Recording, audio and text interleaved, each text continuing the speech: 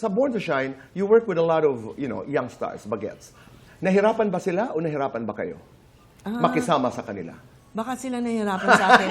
Kasi nga, siguro naabot na sila ng nervyos kasi lalo kontrabida ako. Hindi ba? Pero to those who ask my advice, like si Megan, I really prop her up on the side. The best advice you've given anyone? Give it more intensity. Give Hindi, it more kulang pa. Megan, kaya mo pa yan. And she really improves. Oo, ganun. Okay.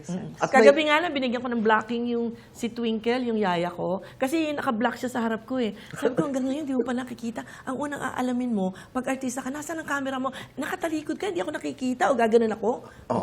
Natatabingan mo ako. Yung pala yun, ano? Kaya tumabi-tabi ka. Pero alam mo si Tita Tess, Kamakuri naman la ito nga. Aday man la yung maaram ko nahain ng camera. Wala, nakita ako kaya anak kami takot at abangan. Kada mo pala akong make-up. Tita Boy, alam mo, we didn't expect na si Tita funny, even on the set. Kaya lang nakakatawa kasi siya. Kasi, alam mo yun, lahat ng mga, syempre yung mga Nixie, yung mga, of course, yung Yumi, no, na nakaka-eksena namin most of the time, which is si Olive May, si Zeph, yung mga yan. Oo, so, parang, alam mo yung, nakatipto lahat. Kasi baka mapagalitan sila. Na parang, teka muna, yung blocking mo baka mali, yung ganyan-ganyan. But you know what, hindi nila akalain na, off the set, na talagang si Tita napakakalog. No, you know what you said just now in Waray? Yes, Ang dami-dami kong makeup, ang kapal ng makeup, tapos tatakluban mo lang ako dyan. Urong ka ng Urong Ito kasi, gusto ko siyang tent mate. I just have to say it publicly. Ang pangit. Sobrang idol ko siya kasi lagi ko siyang kasama dahil kami magka-eksena. Dere ini kay masipag.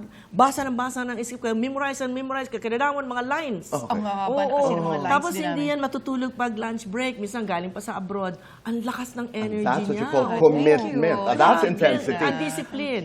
Dina, how was it working with your friends? Si Madeline. Di ba? Oo. Cheryl guested. Tina.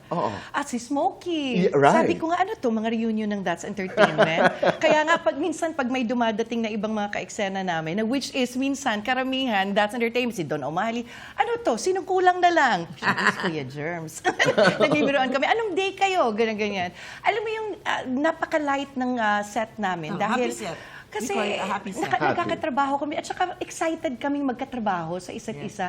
And ang ito kasing Born to Shine, we don't get the chance to just act.